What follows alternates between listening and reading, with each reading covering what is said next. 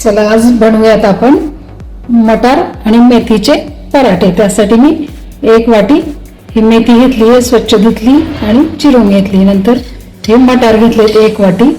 त्यातच आपल्याला टाकण्यासाठी आपण ही थोडीशी कोथिंबीर घेतली आहे, नंतर जिरे आहेत, मीठ आहे, तीळ आहेत 1-1.5 चमचा, थोडेसे हिरव्या मिरच्या आहेत, अगदी थोडासा आल्याचा तुकडा आहे आणि हे लसूण आहे 1 गड्डी। आता हे आपण फोडणी देऊन मस्त स्टफिंग छान असं आपण खरपूस भाजून घेऊया।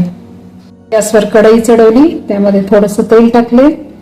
आता आपण त्यात मटार टाकून घेऊ, मेथी पण आपण लगेच टाकून घेणार आहे। घेतलेलं सर्व साहित्य छान असं परतून काढू। 2 मिनिट आपण हे सर्व साहित्य छान असं तेलामध्ये परतून घेणार आहोत आणि नंतर मिक्सरला त्याची बारीक पेस्ट करून घेऊ। आता आपण पराठ्यासाठीची कणिक मळून घेतोय। त्यासाठी मी 2 वाट्या कणिक घेतली आणि हे अर्धी वाटी बेसन पीठ घेतलं।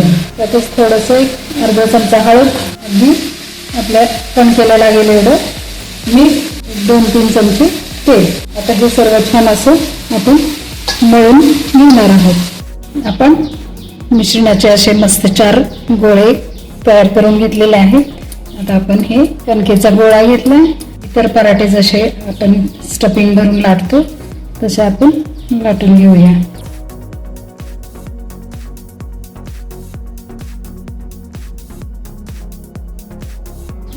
पराठा आपला छान लाटून झालाय। आता आपण तो तव्यावर टाकून घेऊ।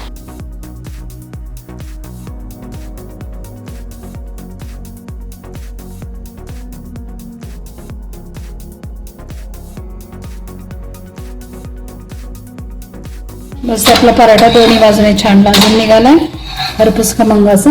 आता आपण काढून घेऊ। तयार आहे आपला मटार मेथीवाला पराठा, त्यासोबत मस्तपैकी फ्रेश असं दही।